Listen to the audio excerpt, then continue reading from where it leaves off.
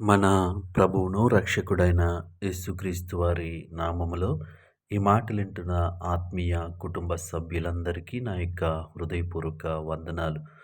ఈరోజు నా కోసం ఆత్మీయ కార్యక్రమానికి మిమ్మల్ని అందరినీ ప్రేమపూర్వకంగా ఆహ్వానిస్తా ఉన్నాను.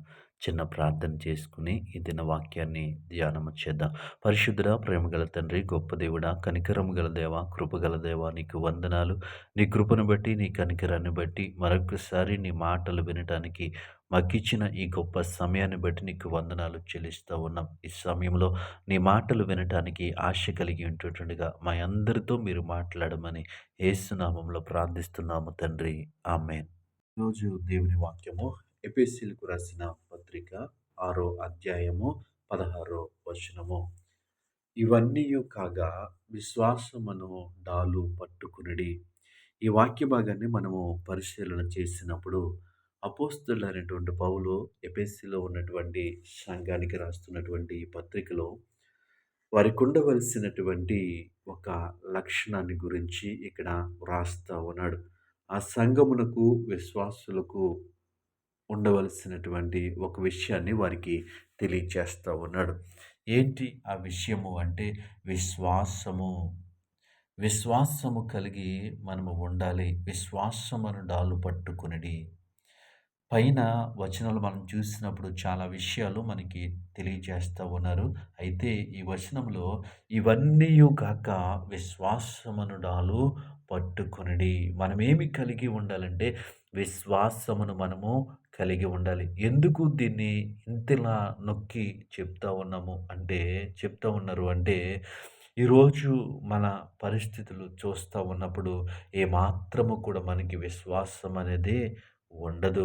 మన జీవితాల్లో జరుగుతున్నటువంటి పరిస్థితులు గానీ, బయట సమాజంలో మనం చూస్తున్నటువంటి పరిస్థితులను గానీ మనము పరిశీలన చేసినప్పుడు మనలో ఏమాత్రము కూడా విశ్వాసం అనేది ఉండని పరిస్థితి ఏర్పడతా ఉంది.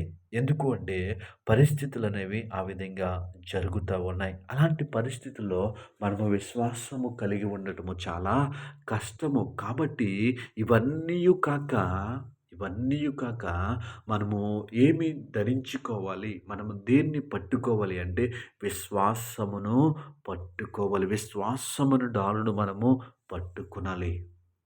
దేవుని నామానికి మహిమ కలుగును గాక.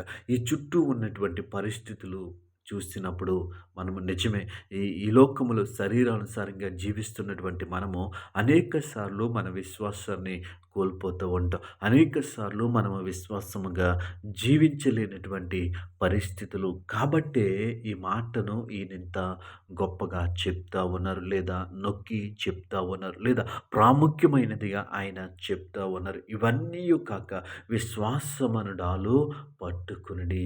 మన ముందు పరిస్థితులు ఎలా ఉన్నా సరే, మన వెనక ఎలాంటి పరిస్థితులు జరిగినా సరే, ఆ వెనక ఉన్నటివి చూడకుండా, ముందు ఉన్నటువంటివి దాని మీద దృష్టి పెట్టకుండా మనమేమి కలిగి ఉండాలి అంటే విశ్వాసాన్ని మనము కలిగి ఉండాలి. ఎప్పుడైతే విశ్వాసము కలిగి ఉంటామో, మన ముందు ఎలాంటి పరిస్థితులున్నా విశ్వాసముతో మనము అడుగులు వేయగలము.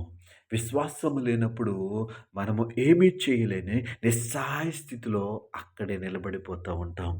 ఏమీ చేయలేని పరిస్థితుల్లో కృంగిపోతూ ఉంటాం. అయితే ఆ సమయంలో మనల్ని బ్రతికించేది ఏంటి అంటే, ఆ సమయంలో మనకి జీవమునిచ్చేది ఏంటి అంటే, మనము కలిగి ఉన్నటువంటి విశ్వాసము. దేవుని నామానికి మహిమ కలుగునుగాక.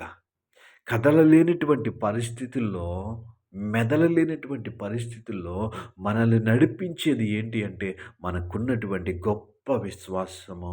కాబట్టి మనమేమి పట్టుకోవాలి అంటే, విశ్వాసమను డాలును పట్టుకోవాలి. దాన్ని పట్టుకొని మన జీవితంలో ముందుకు సాగినప్పుడు అసాధ్యమైనటువంటి కార్యాలను దేవుడు సుసాధ్యము చేస్తాడు.